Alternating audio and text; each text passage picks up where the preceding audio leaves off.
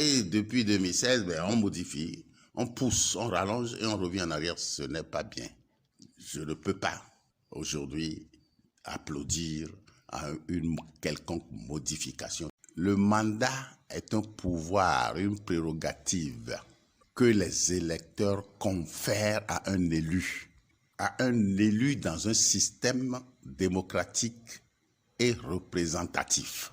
À la date où quelqu'un est élu, le mandat qu'on lui confère a déjà son contenu fixé dans la Constitution et les lois organiques, dont la durée du mandat.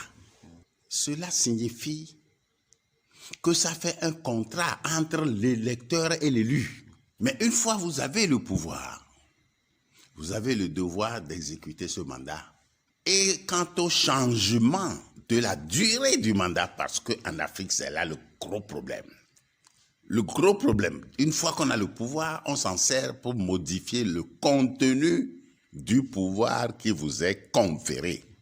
Ici au Bénin, vu l'attachement que nous avons à la Constitution, à notre Constitution, du 11 décembre 1990, cet attachement fait que celui qui veut toucher à la Constitution du Bénin actuel, où il hésite beaucoup, où il plonge dans des astuces incommensurables pour pouvoir y toucher.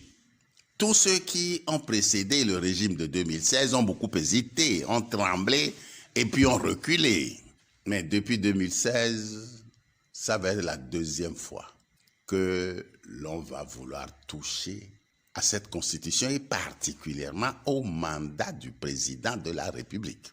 Les réformes de mi-2019 ont rallongé en cours de mandat le dit mandat. C'est inadmissible. Quels que soient les prétextes qui ont été avancés, inadmissible pour moi.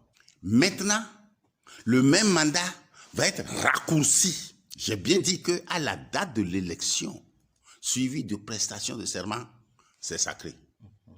Et depuis 2016, on modifie, on pousse, on rallonge et on revient en arrière. Ce n'est pas bien. Je ne peux pas aujourd'hui applaudir à une quelconque modification de la durée d'un mandat conféré.